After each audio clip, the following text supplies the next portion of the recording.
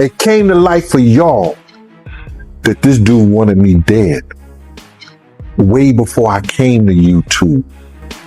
I'm not the type of dude that you can come up on like. Bro, listen. We out here What kind of content? You're not gonna tell me what to do. You can't come up on me. Bro, listen. If you come up on me, I'm gonna knock you the fuck out.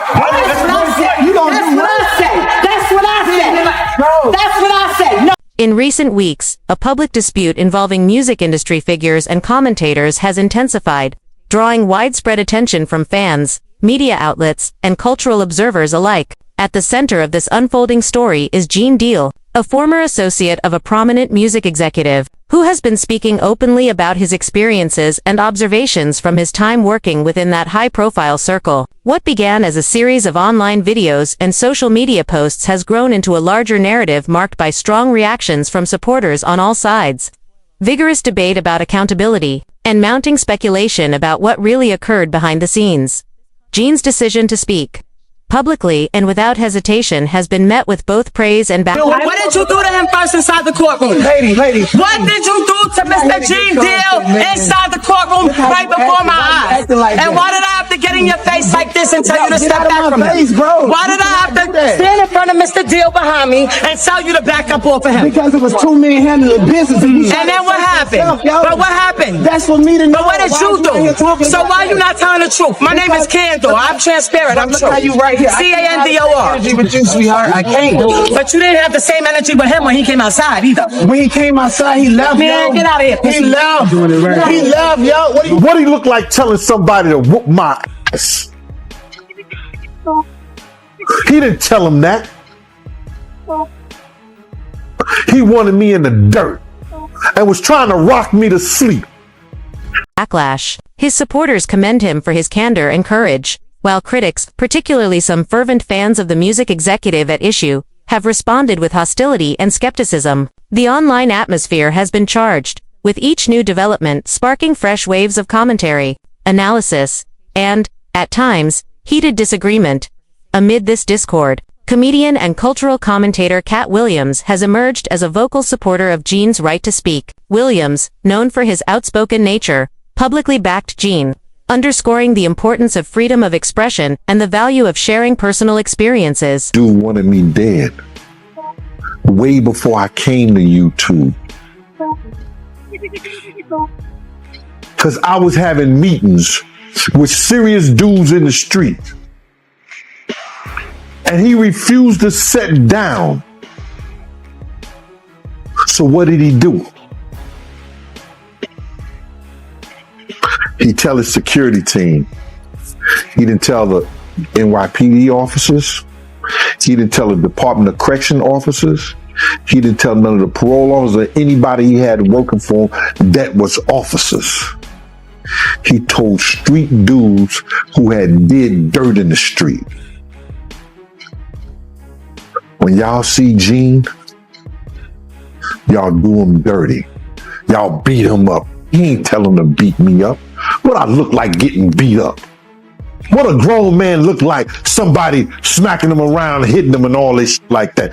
I ain't taking no ass whooping. I ain't took an ass whooping since the doctor spanking me on my fucking ass. I ain't took an ass whooping since my mom and my daddy. When they stopped taking it, I guess I'm got amnesia. I don't know what an ass whooping look like or feel. Even when those accounts are controversial, his involvement marked a significant moment in the narrative. For the first time, it appeared that Gene was not standing completely alone or isolated in the public arena. Williams' endorsement lent a degree of visibility and validation to Gene's statements that drew even more attention from the media and the public. For years prior to this, observers had sensed undercurrents of tension between outspoken former affiliates and the aforementioned music executive's inner circle. Rumors, speculation, and various accounts, some conflicting, circulated among social media users and industry watchers, suggesting that individuals who chose to speak candidly about their I got a booking number, then you do interview. I answer any of your questions. I ain't got no problem of answering anything that you want to know. All you got to do is pay my fee and I'll be there. He said, well, you ain't gonna tell me how to get the contact. And as soon as he said that, and he came like he was coming close to me, I took it back to 92. Wu-Tang. protect your neck. And that's all I'm gonna say. I took it back to that. I took it back to 1992 Wu-Tang. Protect your neck. And he know what I'm talking about. Then when I did that, then next thing you know, a girl came, the guard started coming and stuff like that. And he told the guards, yo, watch the camera. He hit me. That's what he said to the guard. So one guard was like this. One guard got in front of me and I moved. He said, yo, Gene. He said, yo, Gene, because he know me. He said, yo, Gene, you could just knock me down, bro. Just take a couple of days and get up out of here. And so I was leaving. So he ran and got his camera, and then somebody called my name. He called my name like that. I turned around and I just said to him, I said, yo, bro, I'm not that dude that you could just run up on. I'm not that dude that you could say whatever you want to say. I'm a grown man. You understand? I'm not that dude that you could say whatever you want to say to, because if you run up on me, I'm going to knock you the F out. And that's how that went, bro. And there's nothing I'm proud of. You understand? But you don't talk to grown men. I don't care what kind of YouTube show you got. I don't care what kind of, you want to go viral, you want to do this and you want to do that. You conduct yourself as a gentleman. You want to call yourself a reporter. You don't see all the reporters who went to school. You don't see all the reporters who got their degrees, who got, you know, who worked up the ladder to become who they are, yelling and screaming and cursing and saying all kind of crazy shit to people. You don't see that. But if that's experiences might encounter resistance, pushback, or reputational challenges. Whether these perceptions were grounded in fact or fueled by conjecture, they contributed to a broader narrative framework in which Gene's recent disclosures were viewed not merely as isolated statements, but as part of a long developing story about power, influence, and the costs of breaking silence. As the conversation shifted toward this larger context, the public's focus began to include not only what Gene was saying, but why his statements had sparked such vehement reactions. Increasingly, commentators asked whether there was an intentional effort to single him out, or to discourage others from speaking openly. These questions brought into sharper relief the broader cultural and structural dynamics at play when a high-profile figure's legacy and reputation. Cool, man. How you doing? I'm cooler than a fan. They took my children from me. Yeah, I mean, how terrible is that? I did want to ask. The cops, allegedly found some guns and. Yeah, they always find guns. I never leave without a girlfriend. I'm on the middle of an interview, sir. Sorry about. They found guns and drugs. Now, drugs. That's what it was reported. Sir, you can look at my paperwork. There was no drugs. Weed is not a drug. Yeah. I mean, do you think that's safe for kids to be around guns and stuff like that? I mean, I'm just curious. How do you keep this kid safe without guns? They were in a lockbox that the police broke. Oh, okay, yeah. I mean, saying, if the police come in and raid my place and break into my gun boxes, you're gonna find guns. But these aren't.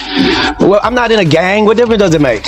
Now, you were actually stopped for this and let go because you have a license for it. No, right? This is their 9th time coming to my house. The problem was this time they came to my office and took my kids from an office, not from my house, from an office. So now when I can't have my kids at my office, that's an issue. I must be the most terrible black dude. Katt was still wearing Kevlar to bed. To bed. I would get in bed with him at night and he would have Kevlar on. Are publicly scrutinized. In one of his most widely shared videos, Gene described a personal experience of heightened vigilance. He explained that since going public, he had taken extra precautions in his daily life, avoiding certain locations, altering routines, and remaining alert to potential risks. He said this was not merely a dramatic anecdote, but a genuine response to what he perceived as threats to his physical safety. Whether these concerns would be substantiated in an objective investigation remains to be seen. But what is clear is that his statements struck a chord with If y'all see Gene, I'm telling y'all, man, somebody better punch him in the face. Somebody better do something to him, man. He out here doing this, that, and we be like, all right. Okay, so when was this? Because was Gene doing interviews at this point? Yeah, we talking like 2008, 2009. Gene was spreading the word. You know, Gene was always bad mouthing. Wait, hold on. Vlad TV started in 2008, 2009. YouTube was really early. No, he wasn't doing YouTube and stuff. He was going around talking a lot. And we all from Harlem. So he was just talking a lot of shit. And it's a small, Harlem is small. So what was Gene Deal saying during that time? What did you hear? He basically was talking about Puff and woman that was going on with him and Kim. Puff being gay, you know, with him and Usher, shit like that. He was talking the same shit that he's talking now on a major scale, but he was spreading it around Harlem. Okay. So it was basically a thing where, yo, if y'all see that, man, I'm telling y'all better hear he got hands put on him, this, that, and the other. Many who feel that speaking truth to power often carries real emotional and social risk. Behind closed doors, sources with varying degrees of proximity to the story have offered differing accounts of what they believe is happening. Some individuals in the industry suggest that those aligned with the music executives camp have sought to protect his public image with intensity, whether through legal counsel, strategic communication, or informal Dog will holler. A hit dog will holler. So listen, let me just tell you something, right? Because this is an interesting point that Lovely T actually point out. All the people with money, power, influences, Diddy's equal. They refuse to come and support this man because they know something was wrong. But there are a million broke, dusty, desperate men out here trying to bully. It was a travesty.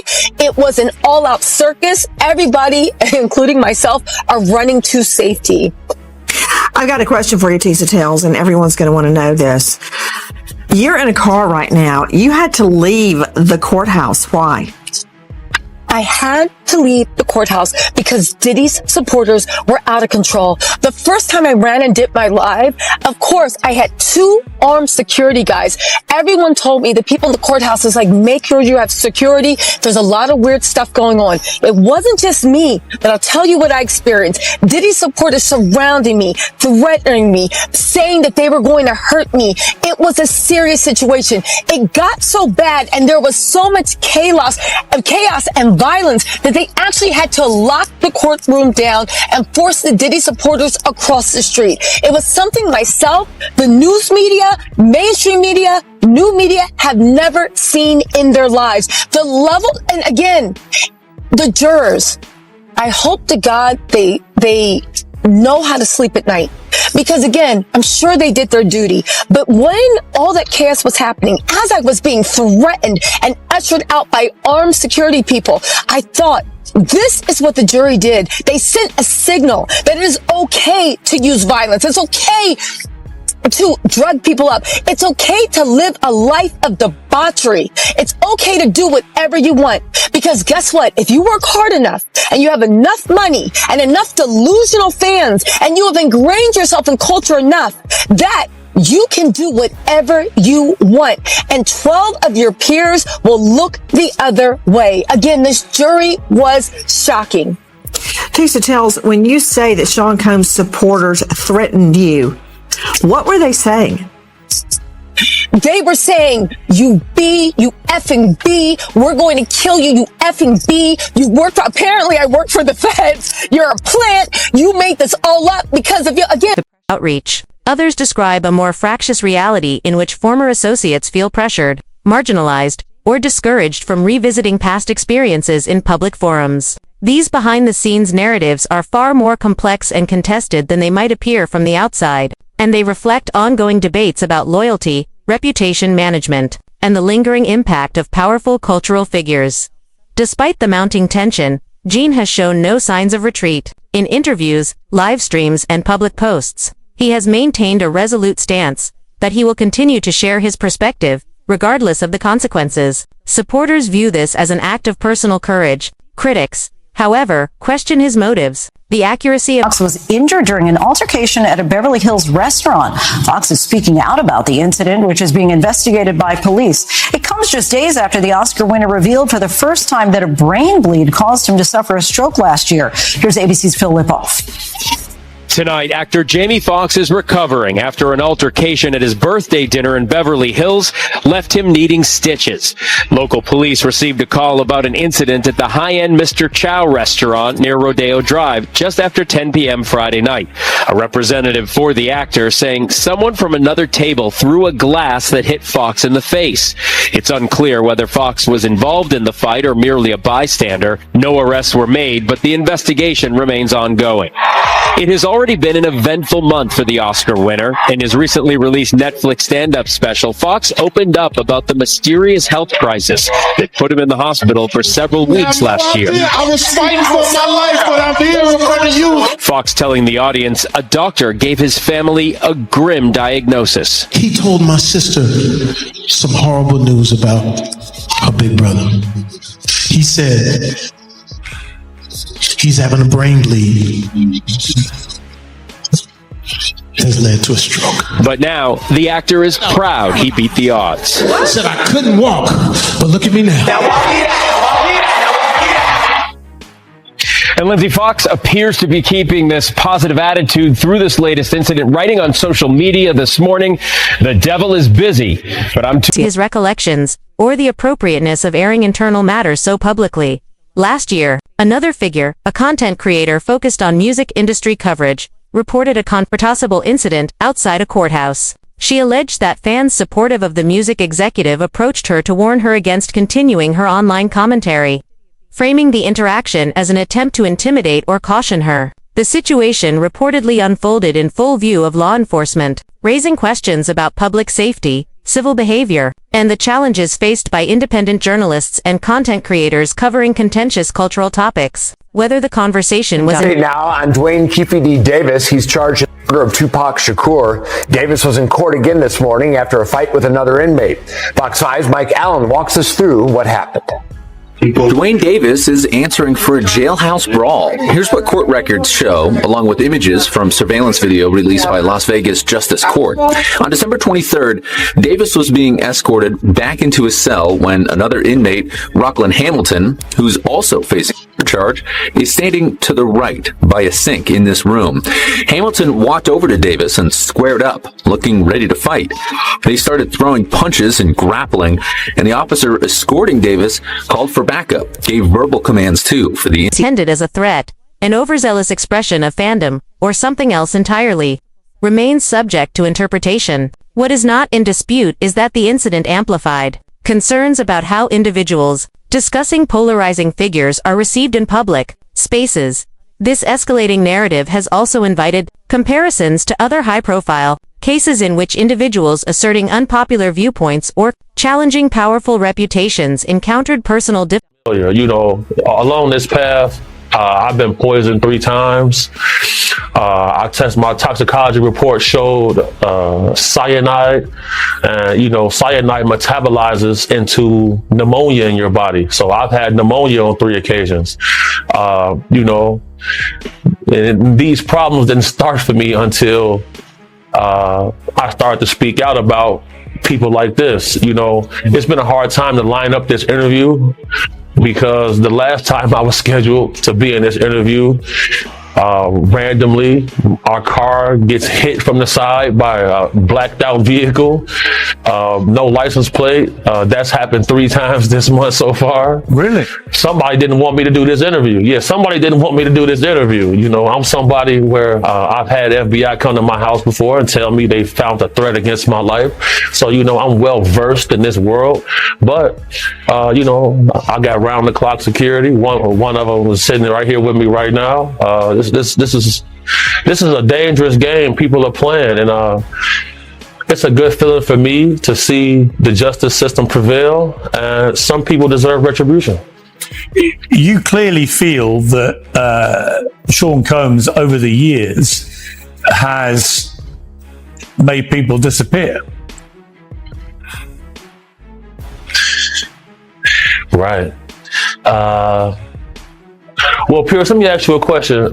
From your journalistic perspective, have you ever noticed how in this industry, people untimely meet their demise as soon as somebody else seems like they're having a problem? Have you ever seen that before? Well, there was, of course, the case of one of his other ex-girlfriends, Kim Porter, who died of pneumonia at a very young age. You just referenced your own situation with pneumonia that you believe was deliberate poisoning. Do you believe that may be what happened to her? Why are so many people coming down with pneumonia? Why is that happening to everybody? What is that about? Where have you ever seen this many cases of pneumonia associated with one situation? So, you know, There were rumors. I'm not saying. Well, I was going to mention on this that there have been rumors circulating online that Diddy may have poisoned Jamie Foxx, which caused his 2023 hospitalization. In his Netflix show, he compared Combs to the devil in revealing his near-death experience after a brain bleed and stroke. He said, I say this all the time. I saw the tunnel. I didn't see the light. It was hot in that tunnel.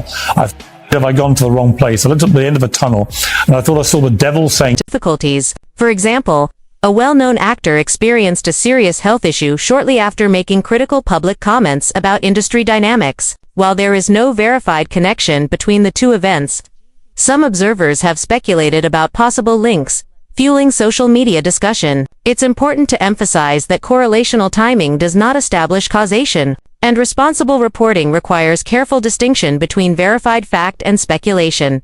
Similarly, an incident involving a physical altercation in which another commentator required medical attention has been cited by some as illustrative of broader tensions within the community. Yet again, context matters, accounts differ, and there is no authoritative public record definitively tying these occurrences to intentional efforts to target dissenting voices. Nonetheless, such incidents contribute to a narrative pattern in which skeptics and supporters alike interpret events through the lens of power imbalances, reputational protection, and the cultural dynamics of influence. Over time, additional voices have emerged from former security professionals, industry insiders, and commentators offering their own perspectives. Some have raised questions about unresolved issues from the past, including long-standing investigations, relationships between industry figures, and historical controversies. These contributions span a wide spectrum from measured, evidence-based analysis to more speculative commentary, making it all the more important for consumers of news and culture to carefully assess sources, corroboration, and motive. On talk shows and in podcast interviews, at least one former security professional has shared reflections on what he perceives as the broader consequences of speaking out. In these interviews, he has emphasized the emotional toll, the difficulty of navigating public perception, and the complex interplay between personal loyalty and professional responsibility. While certain remarks have reignited interest in unresolved questions from years past, responsible reporting frameworks urge readers and listeners to remain mindful of the distinction between documented evidence and personal belief. Through all of this, Gene remains undeterred. In multiple public appearances, he has emphasized a commitment to telling his story with clarity and persistence. He reiterates that his motivation is not animosity, but rather a desire to share his lived experiences, a decision he frames as part of a larger effort to foster transparency and accountability in an industry where powerful figures are often shielded from scrutiny. Supporters praise his determination and his willingness to face backlash, framing him as a symbol of defiance against a culture of silence. Detractors, meanwhile, challenge his credibility, question the implications of his claims, or express concern about how such narratives might unfairly shape public perception without corroborating evidence. The unfolding dispute also speaks to broader cultural tensions about how society treats whistleblowers, critics, and truth-tellers, especially in industries built on fame, branding, and tightly knit professional networks. Across social platforms, commentators debate whether individuals, like Gene, are catalysts for necessary conversation, or whether their public disclosures risk blurring the lines between personal grievance and constructive discourse. What is clear is that this story is far from static. New posts, interviews, and responses continue to emerge, each contributing additional layers of complexity. And God knows I could bodyguard myself with his blessings. I could bodyguard myself with his blessings, bro. I'm not worried about that. Nothing beats an ambush, and I know that. But I'm not worried about his shit. People just need to talk about something. They want to have something to say, man. Oh, Gene got to be worried, so like that. So shouldn't I have been worried when he was out here on the street? When he was out here on the street, I should have been worried. Yo, bro, August the 14th, 1999. High-speed chase in Harlem. You understand? I didn't know that he didn't send nobody after me then. Because niggas do that shit. They'll send something at you. I've seen dudes that do and they have niggas right there in the same clique, and they didn't even know he did it. So how I know those 4 guys, 5 guns to my head wasn't sitting by him? When Roger Bonds come and say later that Diddy wanted something done to Gene Deal. Rather than converging toward a single, uncontested version of events, the narrative continues to evolve as audiences digest statements from multiple perspectives, analyze patterns of behavior, and consider the broader implications of speaking openly about powerful figures. In the meantime, conversations sparked by this dispute have rippled outward, prompting questions about how media covers controversial public figures, how fandoms mobilize in defense of cultural icons, and how power dynamics shape who feels free to speak and who fears the consequences. These discussions extend well beyond the individuals directly involved, touching on fundamental questions of narrative control, accountability, and the role of public testimony in shaping collective understanding. What initially appeared to some as an isolated episode involving social media exchanges and personal retrospectives has since grown into a wider cultural moment marked by debate, introspection, and an ongoing struggle to balance fairness with scrutiny. For every allegation posed in public forums, there are counterpoints urging caution, fact-checking, and thoughtful engagement. For every act of vocal support, there is equally passionate criticism, reflecting the polarized nature of contemporary discourse. As this situation continues to unfold, one thing remains certain: the conversation is far from over. New developments, from additional public statements to broader media coverage, are likely to emerge. Whether these will ultimately clarify the complex web of claims and responses, or further complicate public understanding, is an open question. Observers, commentators, and participants alike are watching closely. Some have chosen sides, others are waiting for more information. And, amid the noise and speculation, there is a growing recognition that narratives about power, influence, and personal testimony are inherently nuanced and deeply human, shaped as much by emotion as by fact. In the weeks and months ahead, the public will continue to weigh the available evidence, listen to competing voices, and interpret what they see through the lens of their own values and experiences. And as the next chapter of this story emerges, one thing remains clear: the dynamics of truth, memory, and influence will continue to shape the conversation in ways that extend far beyond any single individual.